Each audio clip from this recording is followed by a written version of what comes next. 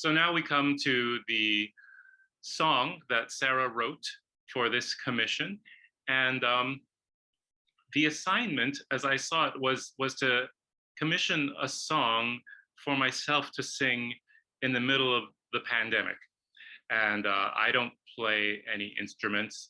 I didn't have access to a pianist or other instrumentalists. So when I contacted Sarah and said, "Can you write a 5-minute song for me for the German Forum?"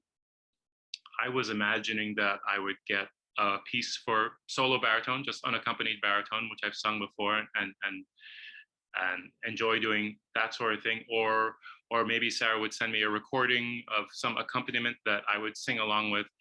But no, Sarah sent me a thing. Sarah sent me an instrument for me to play in the mail. It is a tongue drum, which I had never heard of or seen before, but it is a metal sort of pillow-shaped drum, and you play it with this, and it makes this sort of otherworldly, beautiful, pure sound. So yeah, that is how the instrumentation ended up being what it is. Yeah, it was interesting because I think, a lot of us have been, of course, figuring out how to make music during the pandemic and like what to do. And I had seen that the tongue drum is actually used very often in meditative practices and like in yoga and sound baths and that sort of thing.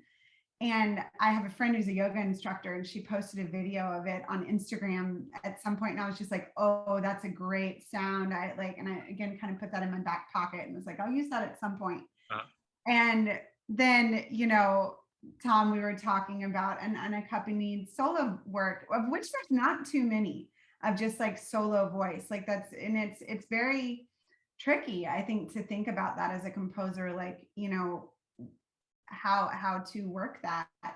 And so then I was thinking about also that, you are by yourself, you're singing by yourself, but I didn't want it to be a depressing song. I didn't want it to be this like solitary thing. And so this kind of like meditative practice felt more comfortable for me, that like maybe it's like a personal thing and like an introspective piece, more than like I'm by myself and I'm depressed sort of piece, So this instrument helped me with that. And of course, you are an amazing trooper and literally learned a new instrument for this premiere. So yeah. Yeah, it was a challenge. Playing the tongue drum part by itself was not very hard, and singing the piece was definitely something I could do, but doing both at the same time was a new challenge. But it was so gratifying to work on, and so I don't know. I find your music just in general so full of meaning, but also at the same time light on its feet, or transparent and very clear at the same time. So it's very gratifying to work on and to bring it to life. The text, we had been, since it was for the German Forum, I was hoping we could find a text that would somehow resonate with an audience that was interested in German culture and stuff like that. So what did you do with that? Right. Yes. So, and Tom, I should just say first off too, it's just such a treat and so easy to write for you. It's just like listening to you sing over the years and through some of the things on your website and hearing you live. It was so exciting to just imagine your voice, and to put that into action. So this was so amazing to write this piece for you. And it was really fun when thinking about, I'm not a German speaker, but of course there is this breadth of backbone of repertoire that is in German for you and for singers and for your voice type. And so I think also in this sort of making this piece for you and having it be this journey, I started looking up some of the songs that you had told me you enjoyed singing, and then also some standard repertoire for baritone voice. So things like Mahler's Songs of a Wayfarer and the Wolf im Frühling, which you had said you love to sing. I started looking at all of these texts and then I looked at their translations and I got this idea to take English translations of these German poems or texts for these different lied or songs or arias and then make my own poetry out of snippets of the English translations. Mm. So every line in this song is an English translation of a line from about 6 to 8 different songs that were originally written in German. So it's Right. kind of like a mutation of things that you've probably sung before in German, but that are finding a new way to be presented and with a new narrative in this particular piece.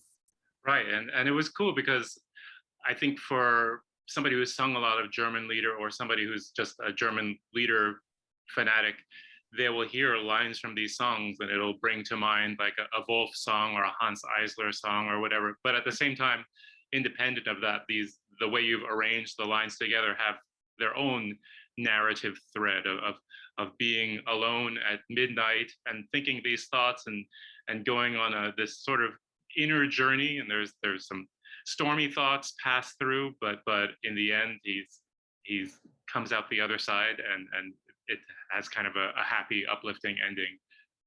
Right. It It was neat how actually, sorry, go ahead, Tom. no, it was neat how you just created this sort of arc and thread all the way through it.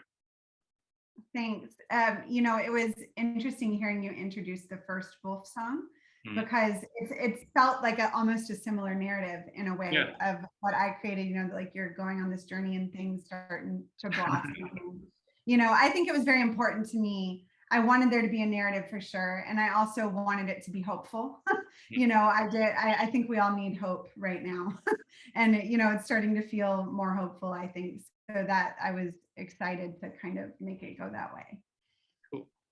Yeah. Well, let's share this song with the world. So Great. this is To the World. Perfect.